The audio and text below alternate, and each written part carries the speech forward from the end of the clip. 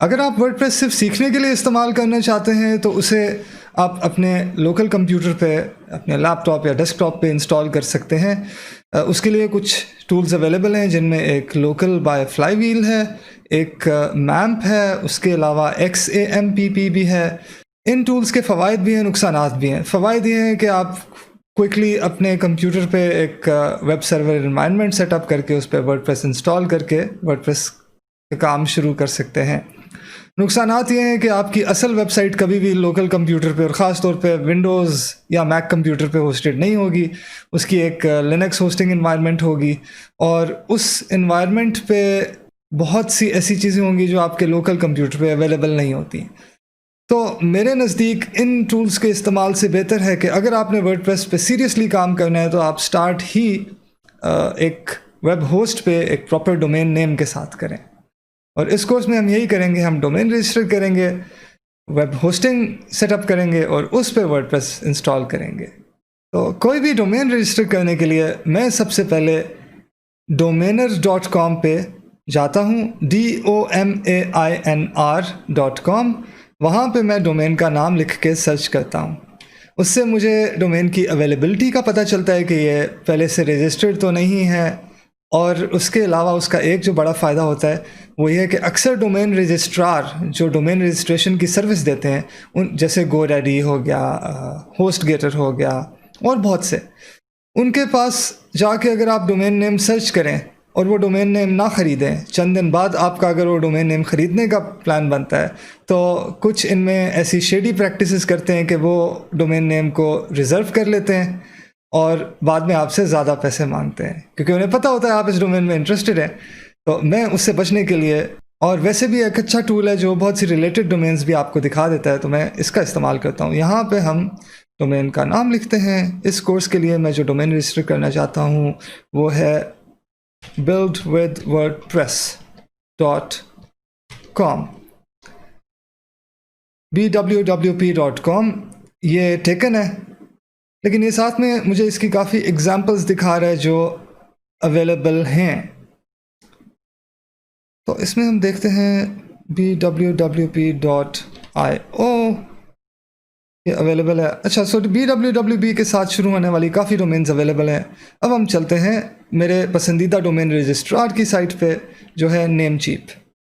आप कोई भी डोमेन रजिस्ट्रार इस्तेमाल कर सकते हैं, लेकिन नेमचीप मुझे ज़्यादा पसंद है। मेरी अक्सर डोमेन्स इनके पास होती हैं क्योंकि इनका डोमेन कंट्रोल पैनल और उसके फीचर्स मुझे बहुत पसंद है। तो नेमचीप पे मैं अपनी पसंदीदा डोमेन नेम का नाम एंटर करूँगा और सर्च करूँगा।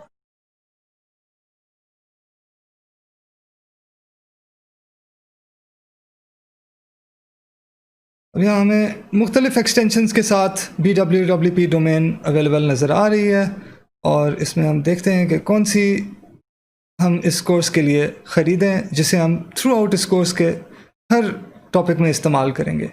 और मुझे नेमचीप का एक फ़ीचर जो बहुत पसंद है वो है एक्सप्लोर मोर। इसमें हमें अपनी डोमेन की सर्च को नैरो डाउन करने की काफ़ी ऑप्शंस मिलती हैं। इस वक्त मेरा चूँकि इस डोमेन का इस्तेमाल सिर्फ और सिर्फ इस कोर्स में सिखाने के लिए होगा, इसलिए मैं चाहता हूँ कि जो सस्ती से सस्ती डोमेन मुझे मिल जाए वो ख़रीद लूँ। तो ये यहाँ पे जो $2 और लेस की ऑप्शन है ये मेरे लिए बेहतरीन है। मैंने इसे सिलेक्ट किया तो मेरे लिए डोमेन की ऑप्शंस काफ़ी नैरो डाउन हो गई। अब इनमें देखते हैं कि कौन सी हमें पसंद आती है। और ये देखिए bwwp.xyz सिर्फ $1 में अवेलेबल है। .xyz एक जेनेरिक डोमेन एक्सटेंशन है, इसका किसी इंडस्ट्री से ताल्लुक़ नहीं। इसे हम अपनी कार्ट में ऐड करते हैं और इसे ख़रीद लेते हैं। डोमेन ख़रीदते हुए अगर ये हुइज़गार्ड की ऑप्शन आती है जो इनेबल होगी, इसे आप इनेबल्ड ही रखें, इसे डिसेबल करने की कोई ज़रूरत नहीं है। और अगर आप चाहते हैं कि डोमेन हर साल ऑटोमेटिकली रिन्यू होती रहे तो ऑटो रिन्यू को इनेबल कर दें। मैं नहीं चाहता कि डोमेन हर साल रिन्यू हो, इसलिए मैंने ऑटो रिन्यू को डिसेबल कर दिया है। अपना ऑर्डर कंफर्म करते हैं और यहाँ पे मेरी पेमेंट डिटेल्स पहले से एडेड हैं, इस वजह से मुझे वो करने की ज़रूरत नहीं है। अगर आपका ऑलरेडी नेमचीप पे अकाउंट नहीं है तो आपको अकाउंट बनाना पड़ेगा, उसमें अपने क्रेडिट कार्ड की इन्फॉर्मेशन डालनी पड़ेगी जिसके साथ आप डोमेन के लिए पे कर सकते हैं। तो मैं यहाँ पे करूँगा पे नाउ और लीजिए हमने bwwp.xyz रजिस्टर कर ली। अब हम चलते हैं मेरे अकाउंट के डैशबोर्ड में, जहां मैं अपनी डोमेन को मैनेज कर सकूंगा और उसका हम DNS सेटअप करते हैं।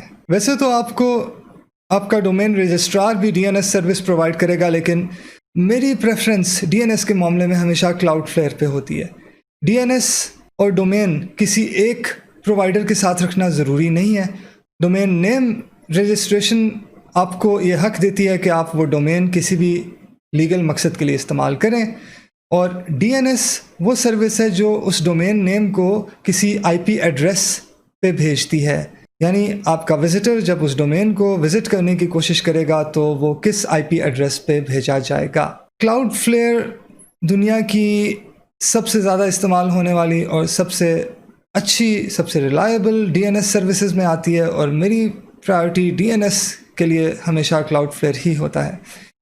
डोमेन नेम रजिस्ट्रेशन और DNS दो मुख्तलिफ प्रोवाइडर्स पे रखने का ये भी फ़ायदा है कि अगर किसी भी वजह से एक प्रोवाइडर डाउन होता है, मिसाल के तौर पे आपका DNS प्रोवाइडर डाउन हो गया, तो आप अपने डोमेन की सेटिंग्स में जाके किसी और DNS प्रोवाइडर के नेम सर्वर्स एंटर करके अपनी वेबसाइट को आसानी से एक्टिवेट कर सकते हैं। अगर आप नेमचीप के मैनेजमेंट सेक्शन में देखें तो वहाँ नेम सर्वर्स नेमचीप के बेसिक DNS सर्वर्स पे सेट हुए हैं। हमें क्लाउडफ्लेयर पे DNS सेट करने के लिए इन्हें कस्टम DNS पे सेट करना पड़ेगा। दूसरी जानिब क्लाउडफ्लेयर में जाके हमने अपनी एक डोमेन ऐड करनी है। अगर आपका ऑलरेडी क्लाउडफ्लेयर अकाउंट नहीं है तो आपको सबसे पहले क्लाउडफ्लेयर पे एक फ्री अकाउंट बनाना पड़ेगा। उस अकाउंट बनाने के दौरान ही आप डोमेन ऐड कर सकते हैं। मेरा ऑलरेडी अकाउंट बना हुआ है, इसलिए मैं अपने अकाउंट में जाऊंगा।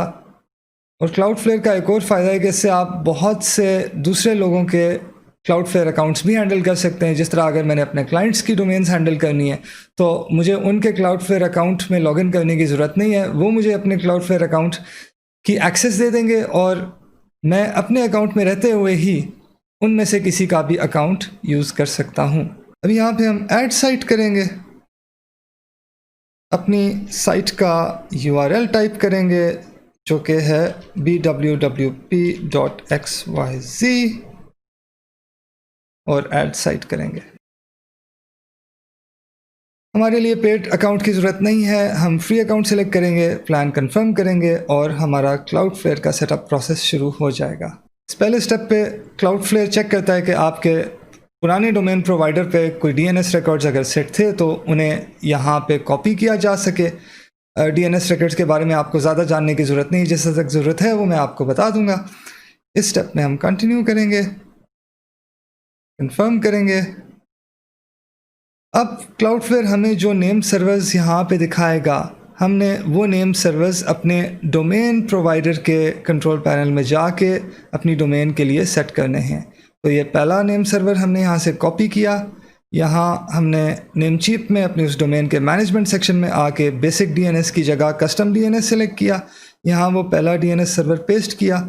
उसके बाद क्लाउडफ्लेयर पे जाके हमने दूसरा DNS सर्वर कॉपी किया और उसे इसी तरह नेमचीप में आके दूसरे DNS सर्वर के तौर पे पेस्ट किया और ओके कर दिया। ये चेंजेस तकरीबन 48 घंटे तक ले सकती हैं, लेकिन अक्सर चंद मिनटों में या हद हुई 1-2 घंटे में ये चेंजेस प्रोपेगेट हो जाती हैं। इसे कंफर्म करने का तरीका ये है कि जब आप क्लाउडफ्लेयर पे आके डन चेक नेम सर्वर्स करेंगे तो वो आपको नोटिफाई कर देगा। यहाँ हम इसकी क्विक स्टार्ट गाइड इस दौरान देख लेंगे और डोमेन का SSL और इंक्रिप्शन मोड ये हम बाद में देखेंगे। अभी इसे जिस डिफ़ॉल्ट सेटिंग पे है उसी पे रहने देते हैं, सेव कर लें। परफॉर्मेंस ऑप्टिमाइजेशन भी हम बाद में देखेंगे, अभी जैसा है वैसा इसे सेव कर लेते हैं।